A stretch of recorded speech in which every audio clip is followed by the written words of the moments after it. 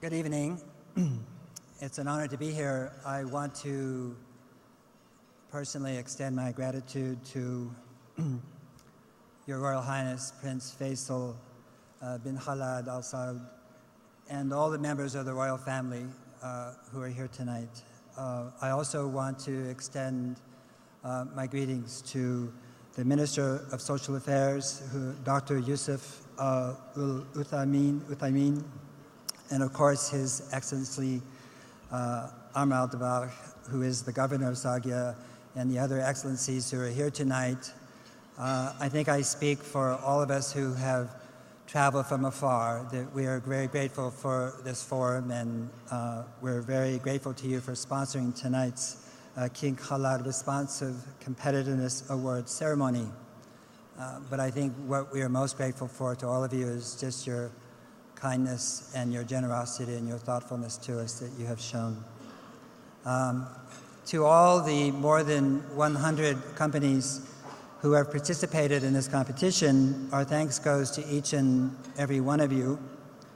Although only 3 companies tonight will win an award, the efforts made by each of these companies are actually an award themselves to future generations. And I think the greatest gift that we can give is those gifts that we give on behalf of others that we do not know or will never meet. And that's certainly what you are doing tonight by business practices that protect and heal society and the environment.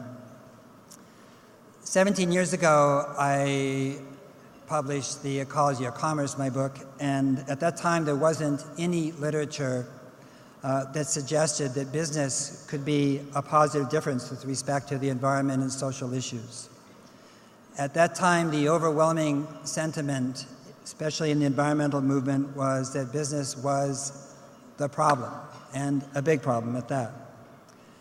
And for sure, anyone could see at that time the damage that business was doing. But then and now, I feel and felt that business could not only make a difference, but could make the decisive difference in creating an economy conducive to life. And that phrase, creating something that is conducive to life, comes from my business partner and biologist, Janine Benyus, who is here with us during the forum. And that is essentially what guides everything that we do, whether it's in education or religious practice or in business or in our family life or in our community life. What we're trying to do is create a world that is conducive to life, because certainly that is exactly what life does, and we are that life. However, what happened, of course, in the last 20 years and so forth is that the environmental movement oftentimes felt that it could change business by criticism and condemnation and blame. And that didn't work very well. And I would say that you really can't change things by solving problems. But as Samuel Sagan said, you solve problems by changing. And today, business is changing at an extraordinary rate. There is not a major corporation in the world today that is not addressing the environment and social issues in some substantive way, at least in the reporting and communication, if not their products and services. And although green has become a widely used and I would say misused word, the fact is that environmental literacy in large corporations has soared. From Walmart to Hewlett-Packard, executives and staffs who could not be bothered 17 years ago are now as or more literate than activists were then. And to call it a sea change would be an understatement. And while the inertia of commercial systems still dominates the marketplace, behind the scenes and in laboratories is a different world. Were I to write the book today, however, I would emphasize this, and that is that sustainability is one of the most certain paths to innovation for companies seeking a competitive advantage. Creativity arises from limits. It is not derived from license. It derives from and arises from constraint, not from blank checks. It is within the bounds of limitations that our imaginations arise. And the limits on the ecological map are now very large, whether it's the oceans, topsoil, climatic volatility, resource shortages, environmental health, or food security. But what is different today is that the issues that were once considered disparate and separate are now converging, and you cannot address social justice without environmental justice. You cannot imagine a prosperous world without a stable climate. You can't imagine an agricultural system without addressing biological diversity and hydrology.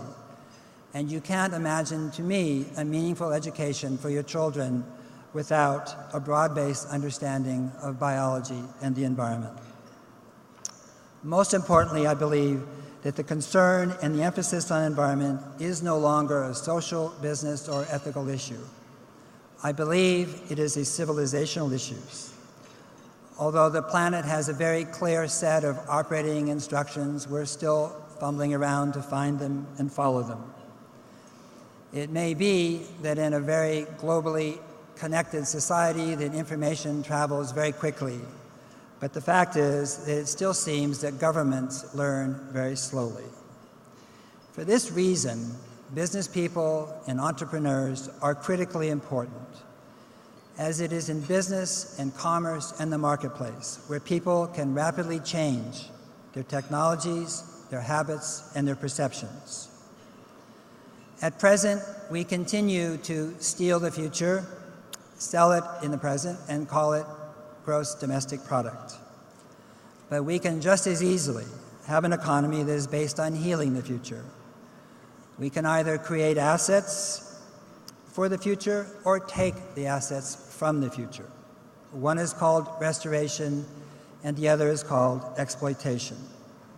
And whenever we exploit the earth, we exploit people and cause suffering. The world now is begging for dreamers to set up shop, to invent new products, new social technologies, and to create the kinds of breakthroughs that bring us together to act responsibly as passengers on this magnificent place we call home. This is truer today than ever before. I want to thank each of the businesses and companies that we honor tonight for your dedication to the health and the security and the well-being of all people. Thank you very much.